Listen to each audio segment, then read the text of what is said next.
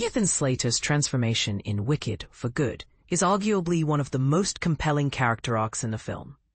But how did the actor bring Bok's journey from a hopeful munchkin to the iconic Tin Man to life? Let's dive in. In the sequel, Bok finds himself entangled in a complicated situation, serving Nessarose, Elphaba's sister, who has become the governor of Munchkinland. When he tries to leave, Nessarose attempts to bind him with a spell, and Elphaba is forced to intervene, ultimately transforming him into the Tin Man. The transformation process was no small feat. It took about 5 hours in the makeup chair, involving a collaboration between the makeup, prosthetics, and costume teams. The goal, according to makeup designer Francis Hannon, was to allow Bok's essence to shine through, leaving his face somewhat visible for emotional scenes. And this is the part most people miss. The actor found that being physically restricted by the costume actually helped his performance. Slater described the scene where he turns into the Tin Man as his dream day.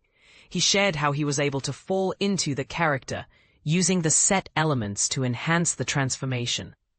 The reveal of the Tin Man is a dramatic moment, as he axes through a door, evoking imagery from The Shining.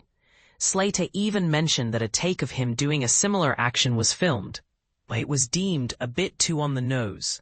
Bok's character then takes a darker turn, leading the mob in the song March of the Witch Hunters. Slater found filming this scene terrifying, surrounded by actors wielding real flames and screaming. Sound mixer Simon Hayes amplified these emotions using subwoofers and raw, emotional vocals from the background actors. The team later added chorus singers in post-production. But here's where it gets controversial. Slater's character glances up at Glinda during the song, but it's unclear if he truly sees her. Slater believes Bok does recognize her presence, but his anger clouds his vision, preventing him from seeing the friend he once loved. Slater's portrayal of Bok is a study in how resentment and loneliness can twist into anger.